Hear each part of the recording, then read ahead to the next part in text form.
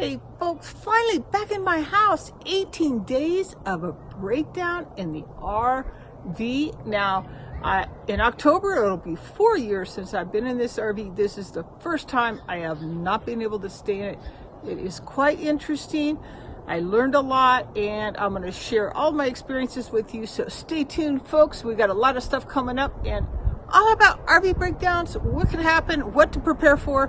We'll give you everything coming up here. Stay to the end, folks. So this is the start of a 2-week vacation. Good thing I left a few days early so I could figure out what I'm going to do now that I am homeless in my RV. This was a long learning process for me. Luckily, I was on the side of the road 5.5 hours in to get a tow. It wasn't bad.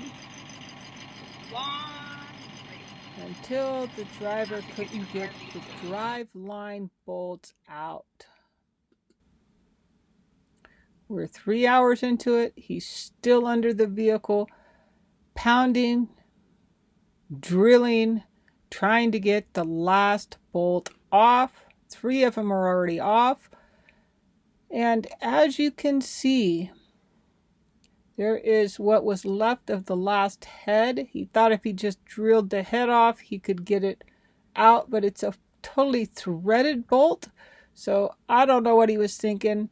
And on the Mercedes chassis, on the Sprinter chassis, you cannot just take the U-joint off. You have to replace the whole driveline, which is what happened when it actually got to a dealership that they knew how. And these are the bolts that were given back to me, the 3 that he did get off. You can see they're a little tweaked, but not much. I don't think he had the proper wrench to start with. So I don't know why he stripped off the 1 and was able to get off the 3.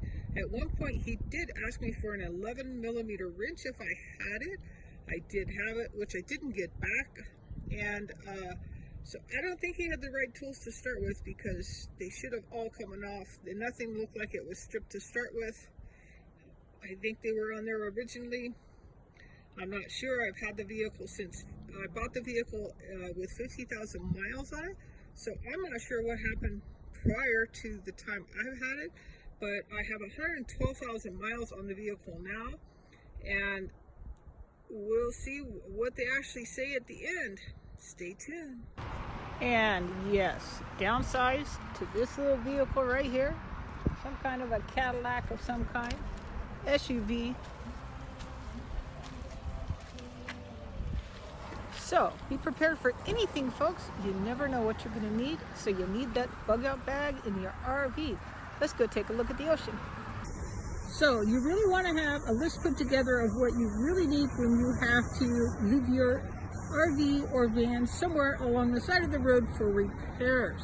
So I wish I would have had a list, but I did have a duffel bag that I had up and ready to go. So I just had to stuff it in, and I will work on a list of everything I need to take with me. Just like those little things like fingernail clippers, since you're going to be out of the vehicle for a week. Little things, flashlights and stuff like that really do come in handy. So thank you all for subscribing to my channel. I appreciate each and every one of you, and we will give you an update next Saturday. So enjoy your week and get out and enjoy life.